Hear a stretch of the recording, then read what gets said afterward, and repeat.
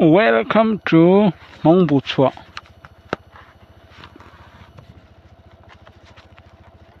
Mong Bu Chua. Cái gì mấy anh này hen? Refugee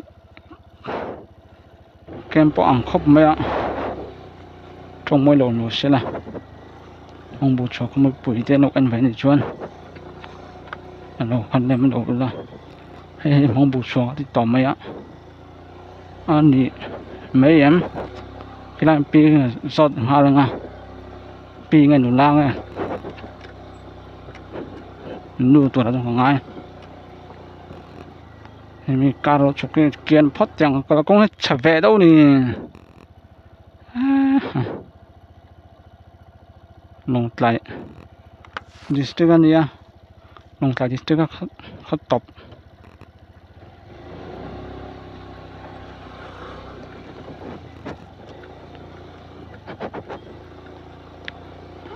pi nhàng ấy chứ anh nụ này tất nó rót nông pi Mong Bu Chua niệm hi Mong Bu Chua khua niệm hay trăng đi tóm không số năm bằng số tầm dòng đi mò hay là mình số trong mình mang về rồi nghe tiền à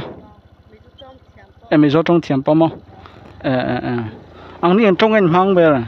anh đi trong anh trong mà đi trong khá bọc trong à mọc trong mò còn lo mấy không trong bao mặc về mọc trong này chứ mấy cái khác nó không làm được ta xin là ý bật mặc mấy cái mèo này số năm bằng khác số năm bằng hô còn sót mấy ông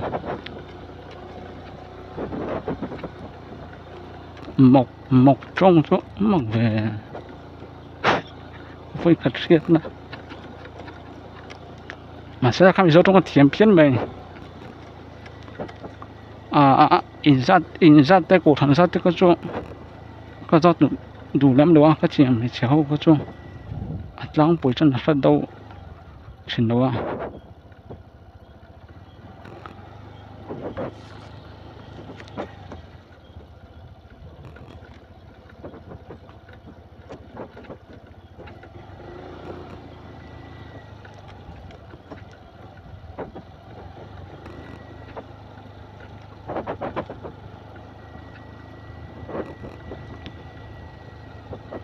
Mong Bu Chua khối ăn liền mẹ khóc mấy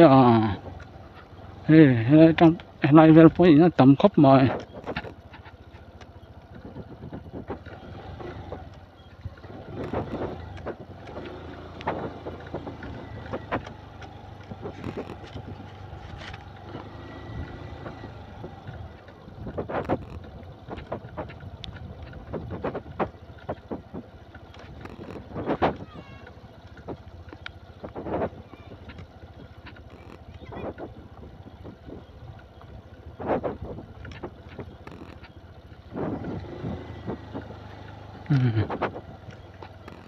hey nampang po na sudor po amli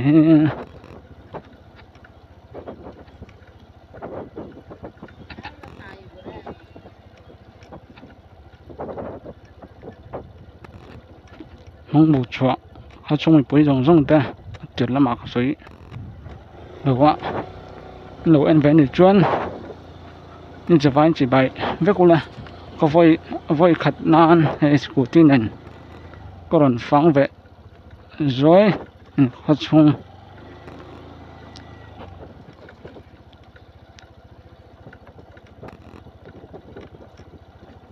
connection pipe bomb về này bỏ connection chỉ về mình năm bằng hôn tắm về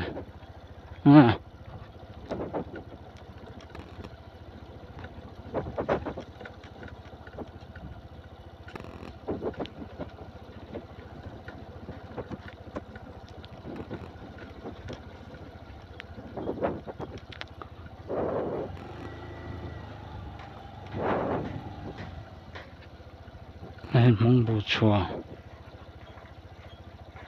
哎，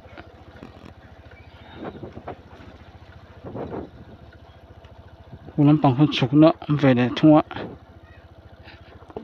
in sakho chung va tam ve he in leran sakni he zot tur point thashun thak thashun thak om ve ching chu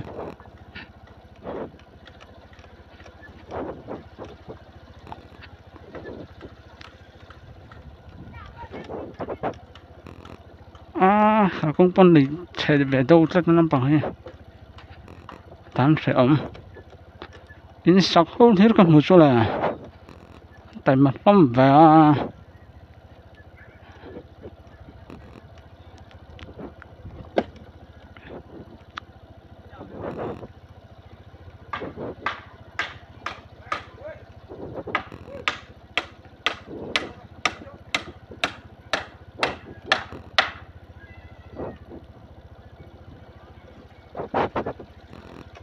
thế là ping mì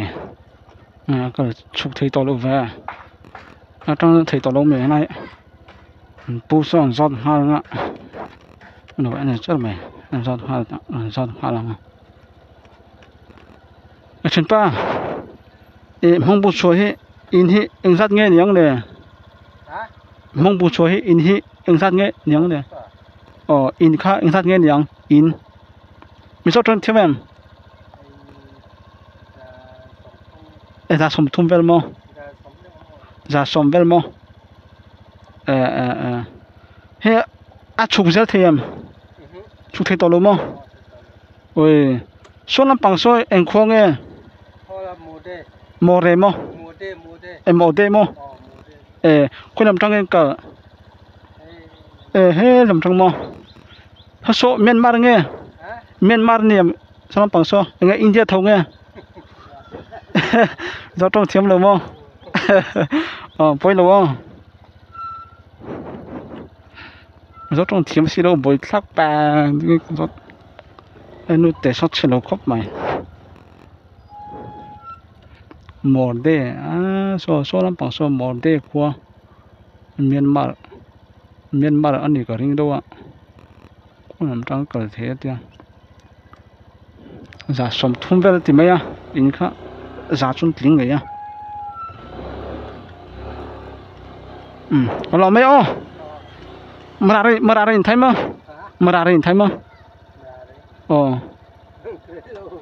thấy đâu mà mà ra trong tiệm cả đâu à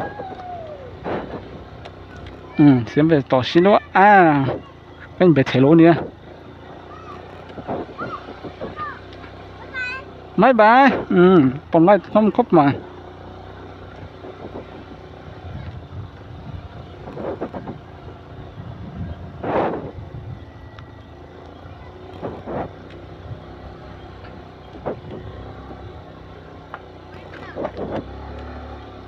mình số trong thì mình có tìm mấy chuyện là anh nắm bằng ủng hộ cho tăng bùn nghe trong mỗi lần nó sẽ là bru nắm bằng hộ thế là nghe không tăng hộ tâm bé bằng mình số trong thì mình có tìm mấy chuyện nào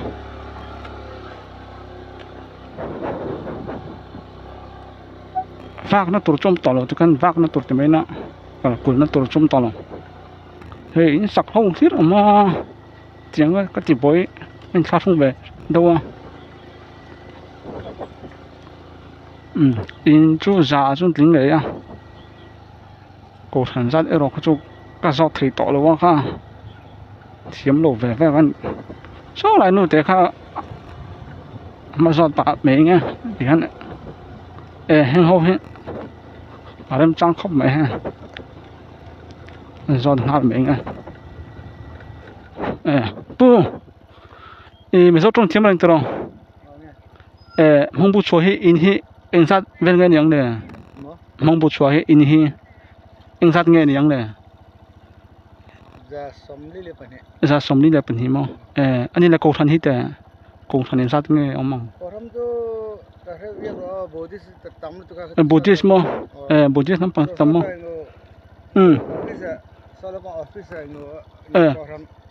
có thằng này rồi thì tự mà mò mà mò là lắm tụi con sáng buổi dân buổi năm bằng tầm đâu này chứ buổi tầm là tụi cái có thành suối thì đầu tiên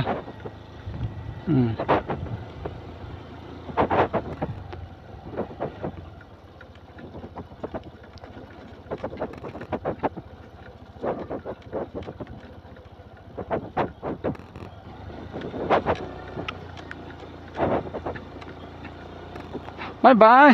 bye bye luôn bye bye tóm lại làm khóc mãi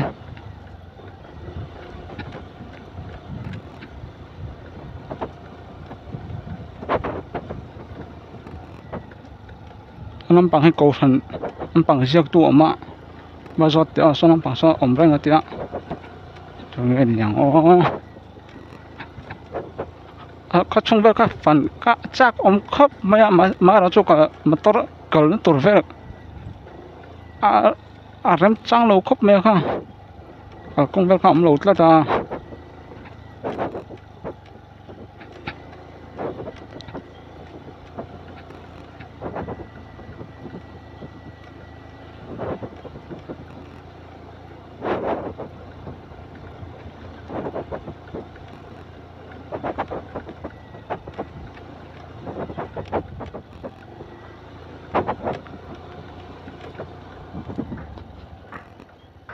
khi phát tăng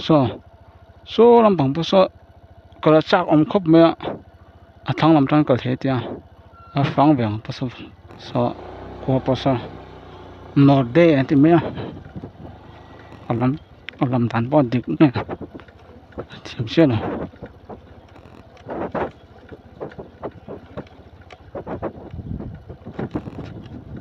anh mới thằng làm bao nhiêu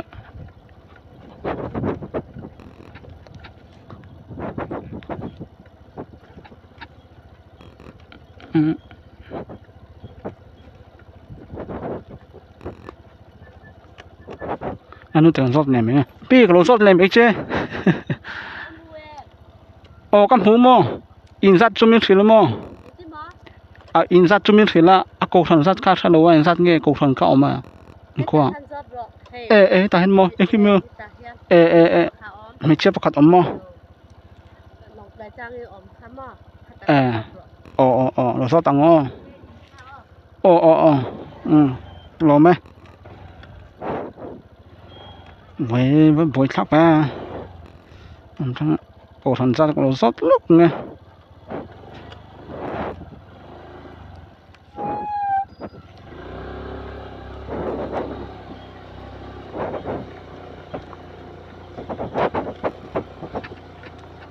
buổi chiều sáng bằng tầm đâu bằng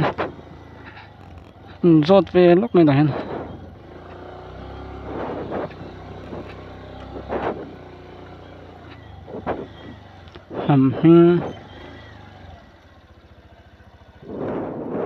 đang luôn về lúc này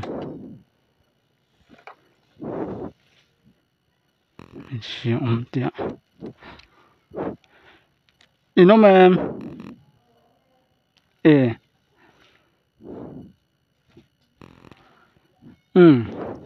rồi lúc này thì cổ phần ra rất lâu có chỗ thiết lô rót lúc này chơi hay là không bù xóa hen cổ thần hiện sát viên cái này nhóng này đi có thế cổ thần sát cho được mấy đi có được không